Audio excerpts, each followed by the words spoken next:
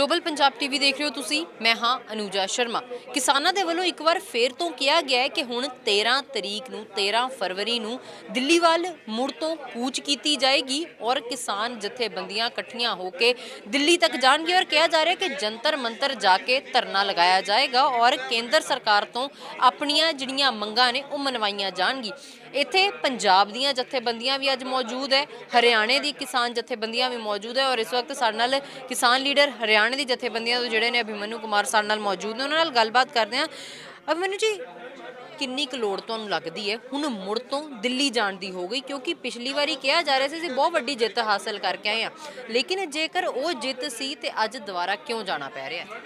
देखो, जीत वो भी बहुत बड़ी थी और भारत सरकार ने उस समय कुछ लिखित वादे किए थे, लेकिन दुख की बात यह है कि सरकार अपने वादों को पूरा नहीं कर पाई। सरकार ने वो वादे पूरे करने की कोशिश भी नहीं करी।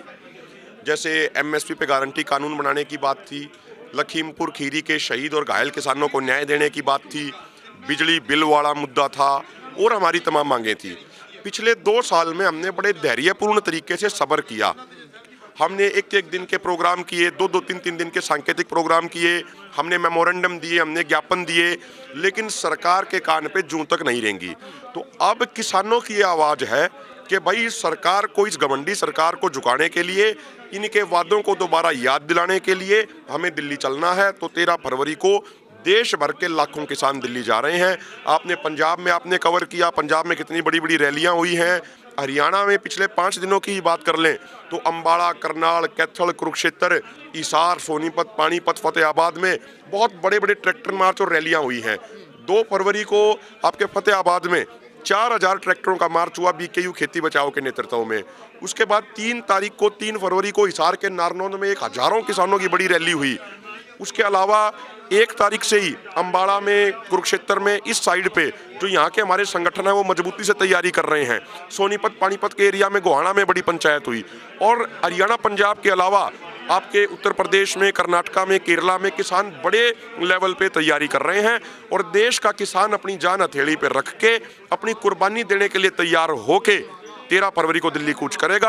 यदि सरकार गोली चलाती है तो गोली भी झेलेंगे, लेकिन ये बता दे, गोली छाती पे झेलेंगे, कमर में गोली नहीं लगेगी। गोली हम आगे हो गए छाती पे झेलेंगे, लेकिन पीछे नहीं हटेंगे। अच्छा अभिमन्यु जी, 3 पॉइंट बताए गए हैं जहां से ये जो है यात्रा शुरू होगी है, जो एंट्री पॉइंट किए गए हैं वो 3 पॉइंट भी बता दें कौन कौन से बॉर्डर जो है एंट्री पॉइंट रहेंगे और क्या जो वहां पर अगर लगाए जाते हैं बैरिकेड्स लगाए जाते हैं, बैरिकेड से आपको रोकने की कोशिश की जाती है, वहीं रुक जाएंगे कि आगे बढ़ने की कोशिश की जाएगी? देखो, जो 3 पॉइंट तय करे गए हैं, पहला है शंभू बॉर्डर, दूसरा है खनौरी वाला बॉर्डर और तीसरा है डबवाली वाला बॉर्डर।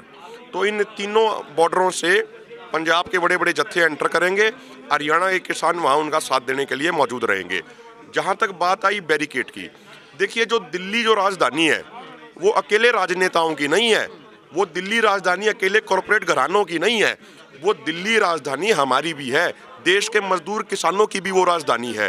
तो हमें भी अधिकार है, हमें भी हक है कि अपने देश की राजधानी में जाके हम शांतिपूर्ण तरीके से प्रदर्शन करें। तो अगर बैरिकेड लगा के अगर रास्ता रोका जाएगा तो बाकी तो समय बताएगा, बड़ी बात करनी नहीं चाहिए।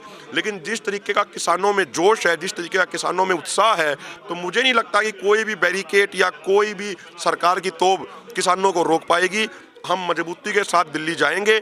और यहाँ ये बताना जरूरी है, आज जहाँ जिस जमीन पे दिल्ली में 7 रेस कोर्स बना हुआ है, जहाँ प्रधानमंत्री भवन बना हुआ है, वो जमीन भी मालचा गांव के किसानों की जमीन थी। वहाँ पे उनको बेदखल कर दिया गया और आज सरकार कह रही है हम किसानों को ये अंदर नहीं घुसने देंगे।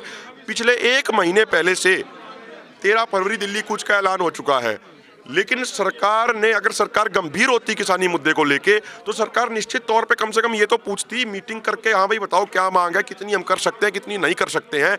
लेकिन ये सरकार पूरे तरीके से किसान विरोधी है, मजदूर विरोधी है और कॉरपोरेट की हितैषी सरकार है। ਤੁਸੀਂ ਕਿਹਾ ਕਿ ਕਿਸਾਨਾਂ ਦੇ ਵਿਰੋਧ ਦੇ ਵਿੱਚ ਸਰਕਾਰ ਹੈ ਔਰ ਕਹਿੰਦੇ ਕਿ ਕਾਰਪੋਰੇਟਾਂ ਨੂੰ ਅੱਗੇ ਲੈ ਕੇ ਆਉਣ ਦੀ ਕੋਸ਼ਿਸ਼ ਕੀਤੀ ਜਾ ਰਹੀ ਹੈ, ਲੇਕਿਨ ਇਸ ਵਕਤ ਜਿਸ ਤਰੀਕੇ ਦੇ ਨਾਲ ਧਰਨੇ ਪ੍ਰਦਰਸ਼ਨ ਚੱਲ ਰਹੇ ਨੇ ਕਿਸਾਨਾਂ ਦੇ, ਜਿਸ ਤਰੀਕੇ ਦੇ ਨਾਲ ਪ੍ਰਦਰਸ਼ਨ ਕੀਤੇ ਜਾ ਰਹੇ ਨੇ, ਸੜਕਾਂ ਘੇਰੀਆਂ ਜਾਂਦੀਆਂ ਨੇ, ਹਾਈਵੇ ਰੋਕੇ ਜਾਂਦੇ ਨੇ, लोग भी दिक्कत दे विच आंदे ने। लोग कहंदे साडा कोई फायदा नहीं है, सिर्फ किसान अपने मतलब दे लई, अपनी एमएसपी दे लई या अपनी चीज़ां दे लई जिहड़ा इह धरने प्रदर्शन लगांदे ने। देखो, किसानी जो करते हैं वो अपने से ज़्यादा फायदा उन लोगों का करते हैं जो किसानी नहीं करते हैं। जो सुबह दोपहर और शाम को प्लेट में जो रोटी खाते हैं, वो रोटी कौन पैदा करता है? वो अनाज कौन पैदा करता है? किसान ही तो पैदा करता है ना। अगर किसान परेशान हो गया, किसान ही इस दुनिया में नहीं रहा, तो पूरी दुनिया भूखी मर जाएगी। तो पहली बात, किसान सिर्फ अपने लिए नहीं, किसान पूरे देश के लिए कर रहा है, पहली बात। दूसरी बात, देखिए हमारा कोई एजेंडा नहीं है सड़क जाम करना। हमने तो सरकार से कहा है कि जंतर मंतर जगह दो, हम शांतिपूर्ण प्रदर्शन करेंगे, उसमें दिक्कत क्या है।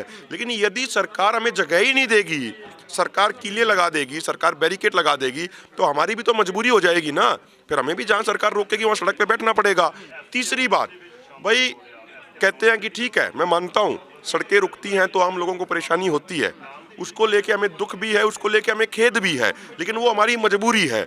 लेकिन ऑन रिकॉर्ड अगर बात करें तो पिछले 25 सालों में 7 लाख किसानों और खेती और मजदूरों ने आत्महत्या करी सरकार की गलत नीतियों के कारण। और ऑफ रिकॉर्ड बात करें तो 20 लाख लोगों ने आत्महत्या करी, किसानों और खेती मजदूरों ने। वो 20 लाख किसान और खेती मजदूर भी तो किसी के बाप थे, किसी के बेटे थे, किसी के भाई थे, किसी की बहन थी, किसी की पत्नी थी। तो वो दुनिया छोड़ के चले गए, अपने बच्चों को छोड़ के चले गए।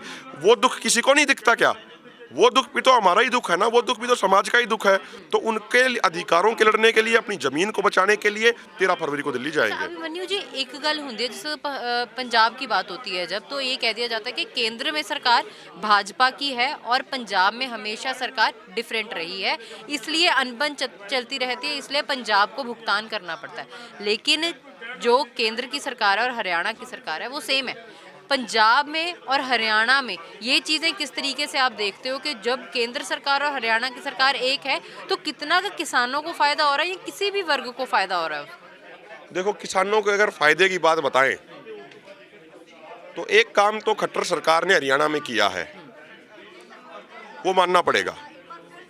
किसानों के ऊपर लाठीचार्ज करने के मामले में, किसानों के ऊपर झूठे मुकदमे दर्ज करके उनको जेल में डालने के मामले में, किसानों के ऊपर अत्याचार करने के मामले में, बीमा कंपनियों के माध्यम से हरियाणा किसान की लूट करवाने के मामले में खट्टर सरकार, बीजेपी सरकार पूरे देश में नंबर 1 है। किसानों को बर्बाद करने के लिए खट्टर सरकार ने कोई कोर कसर नहीं छोड़ी। जितना वो दम लगा सकते थे किसानी को बर्बाद करने में, उतना उससे भी ज़्यादा दम वो लगा रहे हैं। लेकिन हरियाणा का किसान मजबूती से डटा हुआ है।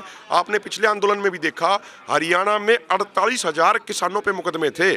और जो आप ये बात कर रहे हैं कि भाई पंजाब को नुकसान होता है क्योंकि पंजाब में हमेशा गैर सेंटर की सरकार होती है, देखिए राजनीतिक पार्टी चाहे कोई भी उठा लीजिए आप, चाहे बीजेपी हो, चाहे कांग्रेस हो, चाहे आम आदमी पार्टी हो, चाहे सपा हो, बसपा हो, इनेलो हो या कोई और कोई पार्टी भी हो, जब ये विपक्ष में होती हैं तो ये किसान के हित में बात करती हैं।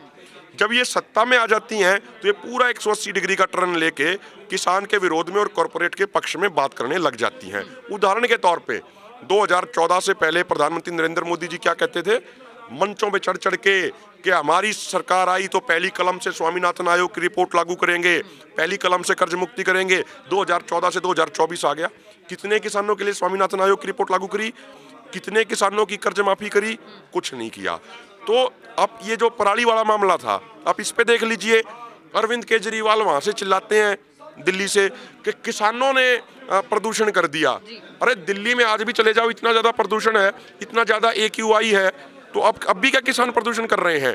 तो कोई भी राजनीतिक पार्टी हो, किसी भी राजनीतिक पार्टी की सरकार हो, वो किसानों को सॉफ्ट टारगेट समझती है, उनको नुकसान पहुंचाना चाहती है। कोई ज़्यादा नुकसान पहुंचाता है, कोई कम नुकसान पहुंचाता है, कोई उससे कम पहुंचाता है। फर्क सिर्फ इतना है। लेकिन नीतियां चाहे सरकार कोई भी हो, नीतियां वही कॉर्पोरेट के पक्ष की और WTO के अनुसार लागू होती हैं। अच्छा, पिछली बारी भी जिस वक्त धरना लगाया गया सी ਸਿੰਘੂ ਬਾਰਡਰ ਤੇ, ਟਿਕਰੀ ਬਾਰਡਰ ਤੇ, ਗਾਜ਼ੀਪੁਰ ਬਾਰਡਰ ਤੇ, ਉਸ ਵੇਲੇ ਵੀ ਇਹ ਕਿਹਾ ਜਾ ਰਿਹਾ ਸੀ ਅਸੀਂ ਕਾਰਪੋਰੇਟ ਘਰਾਣਿਆਂ ਦੇ ਵਿਰੋਧ ਦੇ ਵਿੱਚ ਇਹ ਧਰਨਾ ਲਗਾ ਰਹੇ ਹਾਂ। ਲੇਕਿਨ ਲੱਗਦਾ ਹੈ ਕਿ ਜਿਸ ਵਕਤ ਉਹ ਧਰਨਾ ਲਗਾਇਆ ਗਿਆ ਸੀਗਾ ਉਸ ਤੋਂ ਲੈ ਕੇ ਅੱਜ ਦਾ ਦਿਨ ਜਿਹੜਾ ਹੈ ਤੁਹਾਨੂੰ ਲੱਗਦਾ ਕਿ ਕਾਰਪੋਰੇਟ ਘਰਾਣੇ ਪਿੱਛੇ ਗਏ ਨੇ ਕਿ ਅੱਗੇ ਹੋਰ ਵਧੇ ਨੇ? देखिए, सरकार की सरपरस्ती में, सरकार के, मोदी सरकार के आशीर्वाद से कॉरपोरेट दिन प्रतिदिन रोजाना देश को, किसानी को, देश की संपत्ति को बर्बाद करने में लगा हुआ है। आपने एक चीज देखी होगी, 2011 में छत्तीसगढ़ के हसदेव जंगल में गौतम अडानी को कुछ खदान अलॉट करी गई थी। 2011 से वहां के आदिवासी लगातार आंदोलन कर रहे हैं। लेकिन अब जब वहां पे बीजेपी की सरकार आई 2023 में, 10 दिन के अंदर ही तमाम आदिवासी नेताओं को गिरफ्तार करके वहाँ पे पेड़ों की कटाई चालू करा दी, 20,000 के आसपास पेड़ काट दिए, वहाँ अब खुदाई चालू कराने की तैयारी चल रही है। तो पूरे तरीके से कॉरपोरेट का हमला हो रहा है। एक तरफ ये सरकार कहती है बीजेपी वाले कि हम राम भक्त हैं, लेकिन किताबों के अनुसार, हिस्ट्री के अनुसार, अपने वनवास के दौरान भगवान राम जिस हसदेव जंगल में रहे थे, आज जिसको हसदेव जंगल बोला जाता है छत्तीसगढ़ का, जिस जंगल में उन्होंने अपना वनवास काटा था, आज उसी हसदेव जंगल को मोदी सरकार अडानी के फायदे के लिए सारे पेड़ों को कटवा रही है। तो ये कौन से राम भक्त हो गए? तो देश की जनता को ये समझना चाहिए कि कॉरपोरेट का जो कब्जा हो रहा है पूरे देश के ऊपर, ये सिर्फ किसानों के लिए ही नहीं, ये सबके लिए बहुत नुकसानदायक है। ਇੱਕ ਆਖਰੀ ਸਵਾਲ ਤੁਹਾਡੇ ਤੋਂ ਜ਼ਰੂਰ ਕਰੂੰਗੀ ਕਿ ਜਿਹੜੀ ਤੁਸੀਂ ਆਦੀਵਾਸੀਆਂ ਦੀ ਗੱਲ ਕੀਤੀ, ਇਸ ਵਕਤ ਪ੍ਰੈਸ ਕਾਨਫਰੰਸ ਦੇ ਵਿੱਚ ਹੀ ਪਹਿਲਾਂ ਮੈਂਸ਼ਨ ਕੀਤਾ ਹੈ ਕਿ ਆਦੀਵਾਸੀ ਵੀ ਜਿਹੜੇ ਨੇ ਇਸ ਵਕਤ ਉਹਨਾਂ ਦੇ ਸੰਗਠਨ ਵੀ ਤੁਹਾਡੇ ਨਾਲ ਇਸ ਧਰਨੇ ਦੇ ਵਿੱਚ ਮੌਜੂਦ ਰਹਿਣਗੇ। ਕਿੰਨਾ ਕੁ ਤੁਹਾਨੂੰ ਲੱਗਦਾ ਹੈ ਉਹਨਾਂ ਦੀ ਮੌਜੂਦਗੀ ਦੇ ਨਾਲ ਜਿਹੜਾ ਤੁਹਾਡਾ ਧਰਨਾ ਜਿਹੜਾ ਸਟਰੋਂਗ ਹੋਏਗਾ ਜਾਂ ਉਹਨਾਂ ਦਾ ਅਸਰ ਪਏਗਾ ਤੁਹਾਡੇ ਤੇ? देखो क्या है, मैं आपको एक छोटा सा वाक्य बता देता हूँ। हो सकता है कुछ संगठन ऐसे हों जिनकी दूरी बहुत ज़्यादा हो दिल्ली से, तो वो उतनी बड़ी संख्या में दिल्ली ना आ पाए, लेकिन जब यहाँ पे मोर्चा लगेगा तो मोर्चे लोगों में जोश दूर भी बैठे हुए में भी आएगा। हो सकता है वो 10,000 की संख्या में दूर का प्रदेश है तो वो दिल्ली ना आ पाए, वो बेशक 1,000 की संख्या में ही आए, लेकिन जो बाकी पीछे 9,000 किसान बैठे होंगे वो भी आंदोलन का हिस्सा होंगे, वो आदिवासी भी आंदोलन का हिस्सा होंगे। तो किसान पूरे तरीके से मजबूत है, आदिवासी मजबूत हैं, मजदूरों की मांग भी इसमें शामिल करी गई है। सब मिलजुल के इस मोर्चे को लड़ेंगे और मोर्चे को जीतेंगे। ਬਿਲਕੁਲ ਦੇਖੋ ਅਸੀਂ ਗੱਲਬਾਤ ਕਰ ਰਹੇ ਸੀਗੇ ਔਰ ਹਰਿਆਣਾ ਦੇ ਜਿਹੜੇ ਕਿਸਾਨਾਂ ਦੇ ਲੀਡਰ ਨੇ ਅਭਿਮਨਿਊ ਕੁਮਾਰ, ਉਹਨਾਂ ਦੇ ਨਾਲ ਗੱਲ ਕੀਤੀ ਔਰ ਸਿੱਧੇ ਤੌਰ ਤੇ ਕਿਹਾ, ਕਹਿੰਦੇ ਕਿ ਇਸ ਵਕਤ ਜਿਹੜਾ ਧਰਨਾ ਹੈ 13 ਤਰੀਕ ਨੂੰ ਦਿੱਲੀ ਵੱਲ ਕੂਚ ਕਰੇਗਾ ਔਰ ਇਸ ਧਰਨੇ ਤੋਂ ਬਾਅਦ ਜਿਹੜੀਆਂ ਚੀਜ਼ਾਂ ਹੋਣਗੀਆਂ ਉਹ ਦੇਖਣਯੋਗ ਹੋਣਗੀਆਂ। ਲੇਕਿਨ ਸਰਕਾਰਾਂ ਤੋਂ ਲਗਾਤਾਰ ਖਦਸ਼ਾ ਜਤਾਇਆ ਜਾ ਰਿਹਾ ਕਿ ਜਿਸ ਤਰੀਕੇ ਦੇ ਨਾਲ ਕੇਂਦਰ ਸਰਕਾਰ ਨੇ ਜਿਹੜੇ ਵਾਅਦੇ ਕੀਤੇ ਸੀ ਜਾਂ ਜਿਸ ਤਰੀਕੇ ਦੇ ਨਾਲ ਕੇਂਦਰ ਸਰਕਾਰ ਕੰਮ ਕਰ ਰਹੀ ਹੈ, ਉਹ ਕਹਿੰਦੇ ਕਿ ਕਿਸਾਨਾਂ ਦੇ ਵਿਰੋਧ ਹੈ, ਸਿਰਫ ਕਿਸਾਨਾਂ ਦੇ ਨਹੀਂ ਆਮ ਜਨਤਾ ਦੇ ਵਿਰੋਧ ਦੇ ਵਿੱਚ ਵੀ ਹੈ। ਕੈਮਰਾ ਤੇ ਮੇਰੇ ਸਹਿਯੋਗੀ ਅਮਨ ਦੇ ਨਾਲ ਮੈਂ ਅਨੂਜਾ ਸ਼ਰਮਾ, ਤੁਸੀਂ ਦੇਖਦੇ ਰਹੋ ਗਲੋਬਲ ਪੰਜਾਬ ਟੀਵੀ।